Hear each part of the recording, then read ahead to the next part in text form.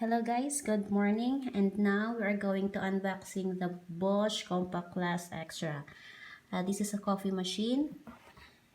So we ordered this online, and then let's open what's inside. So I already opened this. So here is it. So it looks like this. So this is the Bosch Compact Extra Class.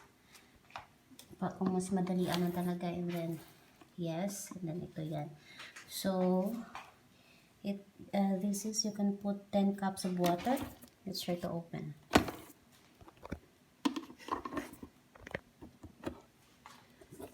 So this is inside.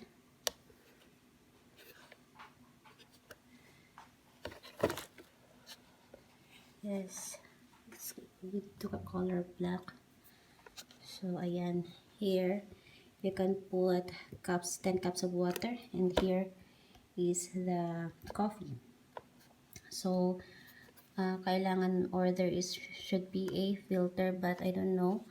I check online. I check some of the same with this coffee machine. They have a filter, but we don't have. All I see here is a piece of paper. Yeah, I don't know. We'll see.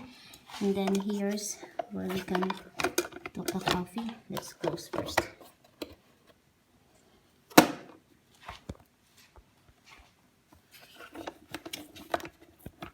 So, yes, ito siya. It's the on and off. Yeah. Later, we will gonna try how it works, but needs first to clean first.